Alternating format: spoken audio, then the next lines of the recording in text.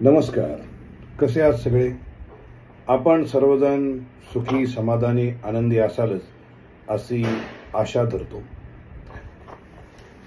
आपल्या सर्वांना ठाऊक असेल की हल्ली काही दिवस झाले मीडियामध्ये एक बातमी फिरती की ॲडव्होकेट असीम सरवदे यांची बार काउन्सिल ऑफ महाराष्ट्र आणि गोवाने सनद रद्द केली. याच्यावर मीडियात बऱ्याच चर्चा आहे. हा विषय खूप मोठा झालेला आहे. त्याविषयी मी काही चर्चा करत नाही. पण ओघाने एक महत्त्वाचा विषय देखील इथे आलेला आहे.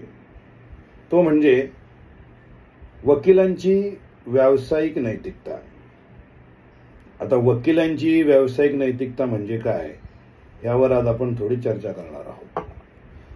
आता कायद्याच्या दृष्टीने पाहायला गेलं तर व्यावसायिक नैतिकता म्हणजेच कायद्याच्या व्यवसायाची प्रतिष्ठा आणि सचोटी टिकवून ठेवणारे तत्व. त्याला इंग्रजीमध्ये आपण प्रोफेशनल एथिक्स असं देखील म्हणतो. यात काय येतं? यात येतं प्रामाणिकपणा, निष्ठा, सचोटी, निष्पक्षता आणि जबाबदारी.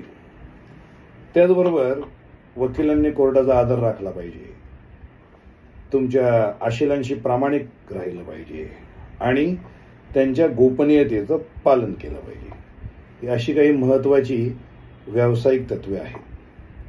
बरं, त्याच्यामध्ये काही मुख्य व्यावसायिक तत्व येतात. पहिलं तत्व आहे ऑनेस्टी, म्हणजे प्रामाणिकपणा. वकील हे प्रामाणिक असावे आणि त्यांनी त्यांच्या कृतीमध्ये आणि सल्ला देताना त्यात सचोटी ठेवावी. दुसरा मुद्दा येतो लॉयल्टी, म्हणजे काय? निष्ठा.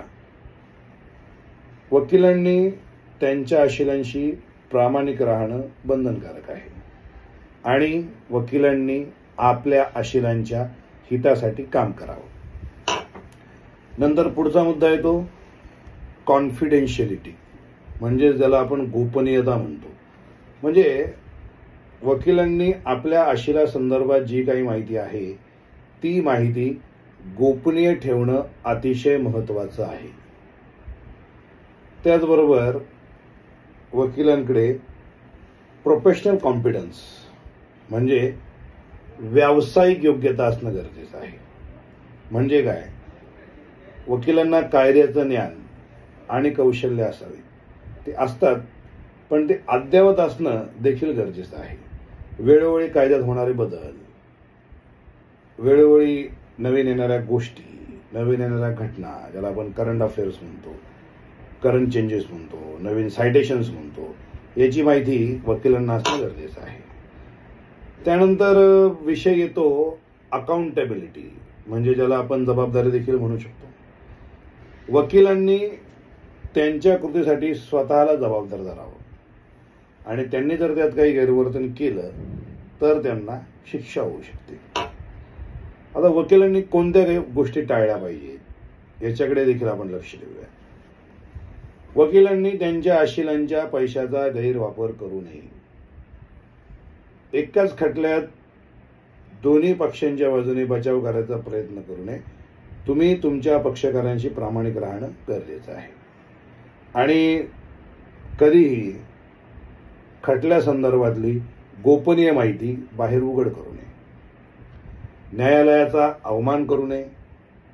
असे काही महत्त्वाचे नियम बार काउन्सिल ऑफ इंडियाने वकिलांना घालून दिलेले आहे आणि जर ह्या नियमांची उल्लंघन केलं तर त्याच्यावर शिस्तभंगाची कारवाई होते आणि वकिलांना शिक्षेचा देखील सामना करायला लागतो. वकिली व्यवसाय हा खूप प्रतिष्ठित व्यवसाय आहे आणि त्याची प्रतिष्ठा आणि विश्वासार्हता टिकवून ठेवण्यासाठी हे खूप महत्त्वाचे नियम आहेत आणि हे महत्त्वाचे नियम सर्व व्यवसाय करणारे वकील बंधू भगिनी यांनी पाळावे ही आपणास नम्र विनंती. धन्यवाद.